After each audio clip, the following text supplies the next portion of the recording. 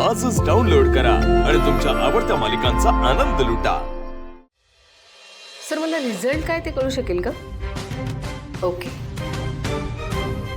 Okay sir, thank you. काय झालं madam? काय म्हणले इन्स्पेक्टर? आनंदाची बातमी, पंचा आणि शालन यांच्या नखांमधले धागे जुळलेले आहेत। त्यामुळे जालिंदर हे घटनास्थळी असण्याचा सबळ पुरावा आपल्या हातामध्ये लागलेला आहे।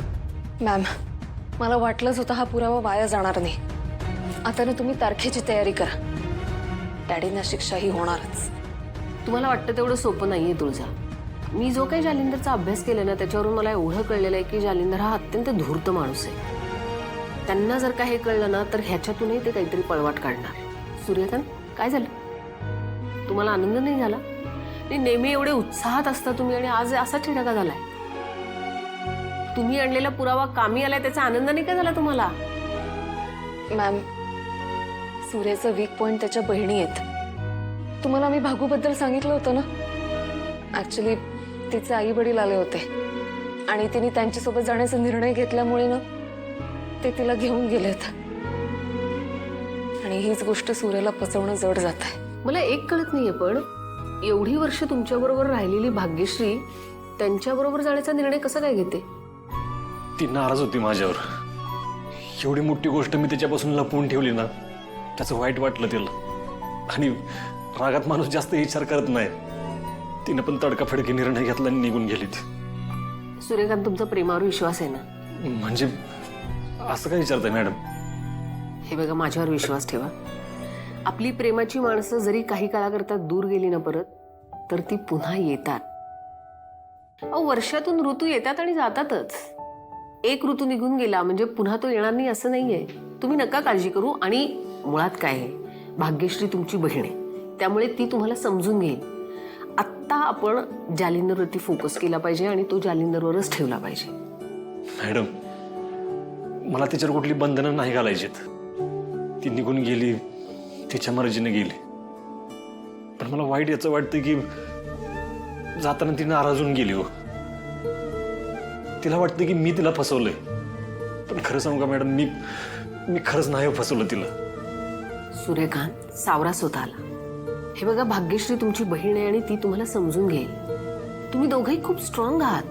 आतापर्यंत अनेक कठीण प्रसंगांना तुम्ही सामोरे गेलेले आहात आणि हा प्रश्न तितका मोठा नाहीये। भाग्यश्री समजून घेईल तुम्हाला नंतर। आत्ता फोकस आपल्याला जालिंदरवरच ठेवला पाहिजे। हो मॅम, त्यासाठी ना आम्ही आमच्या बाजूने पूर्ण प्रयत्न करतोय। या जालिंदरचा अभ्यास करताना एक गोष्ट माझ्या लक्षात आलेली आहे की जालिंदर हा खूप धूर्त माणूस आहे। अगदी सराईत गुन्हेगाराप्रमाणे तो गुन्हे करतो आणि त्याचे पुरावे नष्ट करतो। आता जालिंदरच्या विरोधात असणारा पुरावा आहे ते म्हणजे त्याच्या मोबाईलचं लोकेशन। जालिंदर पुण्याला होता हे दाखवण्याकरता त्यांनी मोबाईल लोकेशनचा वापर केलेला आहे। पण मोबाईल बरोबर मोबाईल वापरणारा सुद्धा पुण्यात होता का याची आपण दखल घेतलेली नाही। म्हणजे तुम्हाला म्हणायचं काय, डॅडींनी? होय तुळजा, आता जाता जाता तुम्ही एक गोष्ट करा। पेट्रोल पंप आणि हॉटेल्समध्ये सीसीटीव्ही फुटेजमध्ये जालिंदरच्या गाडीचं सीसीटीव्ही फुटेज मिळते का ते बघा। कारण ते सीसीटीव्ही फुटेज मिळणं आपल्याला फार गरजेचं आहे। आपल्याकडे आत्ता जे पुरावे आहेत ना, त्याच्याने जालिंदरला जेल होऊ शकते। पण जालिंदरला जर फासावर लटकवायचं असेल तर आपल्याला हे सीसीटीव्ही फुटेज मिळालंच पाहिजे। त्यामुळे तुम्ही जरा काळजी घ्या, बी केअरफुल, ओके? होय मॅडम। हो।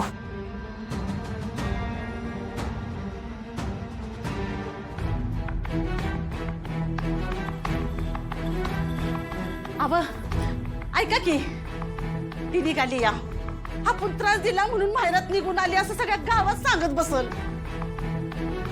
नाही नाही, तुम्ही जावा बरं, तिला इशरा काय झालं ती। उषा, शांत राहा जरा। धरून निर्णय घेतलाय ना म्हणजे नक्कीच ठोस काहीतरी कारण असणार आहे। आता रागात होती ती, शांत झाली की बोलल आपल्याशी। आपण कधी येळ गेल्यानंतर बोलून काय फायदा आहे त्याचा? सांगा की काय फायदा आहे? तुम्हाला पण आता बरं वाटत असेल ना? अहो, माझ्या लेकराबरोबर हिचं लगीन लावून दिलं आणि ती आता माझ्या लेकराला सोडून निघाली या। आता माहेरात जाईल आणि भावाला नको नको ती सगळं सांगत बसल। तिचा भाव येईल इथं तनतन करत भांडण करायला, मग मी काय करू?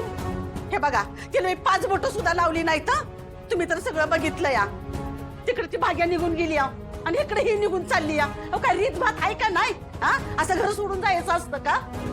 हे बघा सरळ आपल्या गावातली 4 मोठी माणसं बोलवून घ्या आणि त्यांच्या समोर काय असेल ते सांगू द्या आणि खुशाल निघून जाऊ द्या. उषा आता तू सगळं ठरवणार आहेस का? धनु अरे जिम अरे बाबा आपल्या दोघांची कर्मकांडी सुरू झाली या घरात. अरे तू लग्न करून आणलेली बायको यार वेळेला रात्रीची माहेराला निघाली या. तरी मी म्हणलं होतं का नाही की ह्या पोरीचं लक्ष नाही संसारात म्हणून, पण नाही बापल्याकाने माझ्याकडे लक्षच दिलं नाही. सणासुदीच्या वेळेला हे असलं तिला जोर आलाय भांडायचा. आता माहेराला जाईल आणि आपल्या सगळ्या कुचागळ्या सांगत बसल भावाला.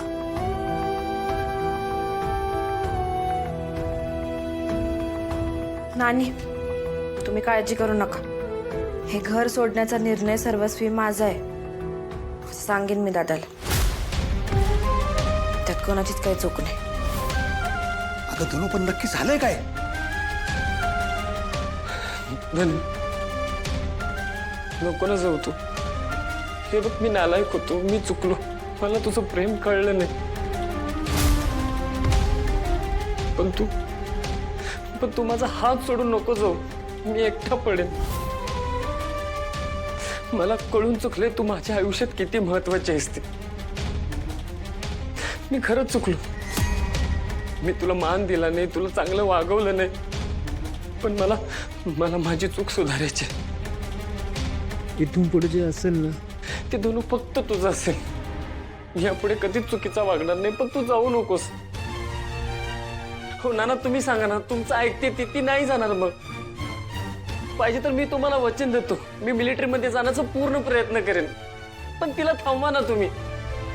अरे गेली 10 वर्ष तुझ्या नावाने मी ओरडतोय, पण आज असा अचानक डोक्यात कस काय प्रकाश पडला तुझ्या? नाना मी चुकलो. मी नालायकाने वागलो. मी धनुला फसवत होतो. मी एका दुसऱ्याच मुलीच्या नादाला लागलो होतो. मला माफ कर. अरे दत्तू काय बोलतो काय तू? नाना मला माफ कर. मी चुकलो. ना मी त्या पुरीच्या प्रेमात एवढा आंधळा झालो होतो ना, मी धनुला खूप चुकीचं वागवलं.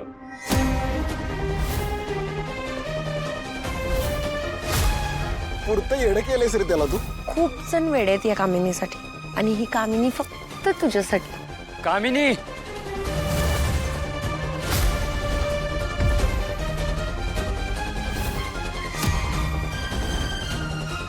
हे सगळं असं झाल्यानंतर मला कळलं धनुचं माझ्या आयुष्यात असणं किती महत्वाचं आहे ते.